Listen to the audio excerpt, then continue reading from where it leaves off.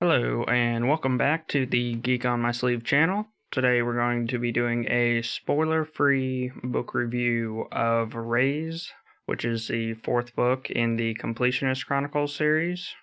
It is by Dakota Krout, narrated by Luke Daniels.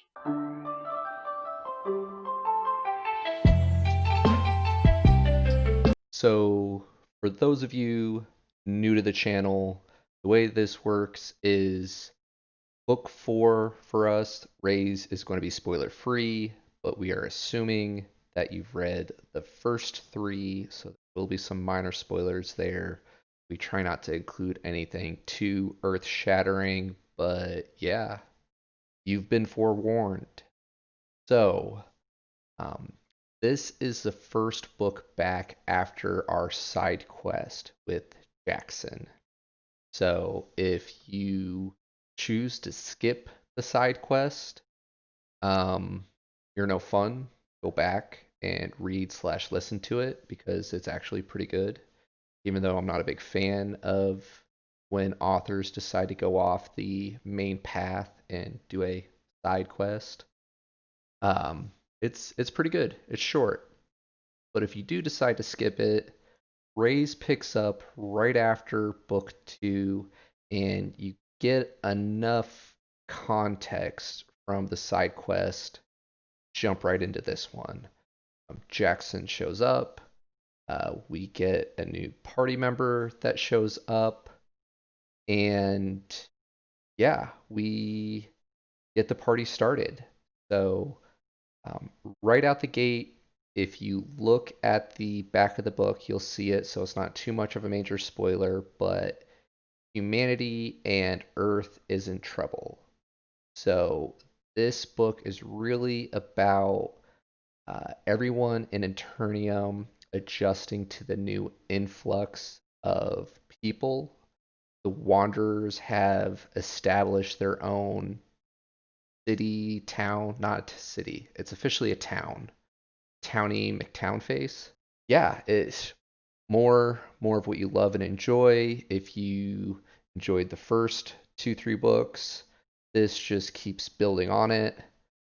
Raze, this is what I love and I kind of dislike about Dakota. This book is packed with so many different events going on, which is all completely feasible due to his fast travel points.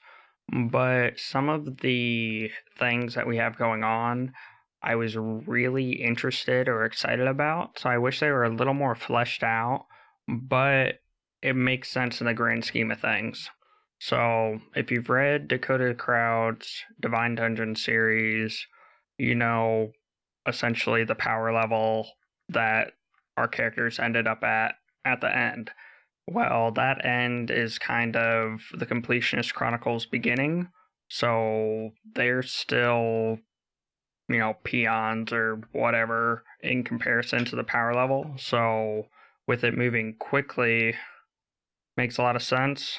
Um, but yeah, that's just kind of how Dakota Krout works. He gives you relative information that then, when it progresses or when we revisit in the story, it has advanced and it makes sense.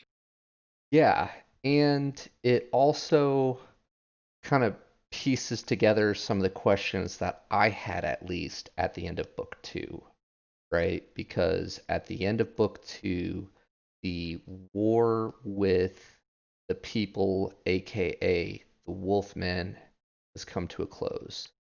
King Henry is dead. Um, and if you remember, Joe has this ability as a cleric, quote unquote, to resurrect people his level or lower. This book finishes the idea or fully fleshes it out. Mm-hmm. Mm-hmm. So yeah, we get that question answered in this book, which is nice. Um, One of the questions that we don't get answered, which I was kind of wondering about, if you remember early on when he does his resurrection, um, he pretty much has to do like a series of Tai Chi/yoga moves in order to complete it. and he manages to do this for the king while missing a leg and after the minute time limit. Yeah, but he's got his solidifying shadows. He makes crutches out of them. Why can't he make a prosthetic leg? I guess it didn't really say it, but You show me how to do downward dog with some crutches, and I'll give you that one. Anyway, there's always a bit of hand waving with books. well, that's a very stable form. Yeah, okay, okay. You can miss a leg and do that. Okay, okay. You guys let us know your thoughts in the comments below. Peter and I, this will be our 5% that we agree to disagree on. So we'll wait to hear your guys' thoughts in the comments below on his resurrection there. But we do get that answered. We do get to see another layer of the lore slash world building. We do get to learn more about the Wolfmen, which is kind of nice, as well as a little bit more of like some of the different deities. Not a whole lot. This follows the theme for the title, meaning multiple things throughout the book.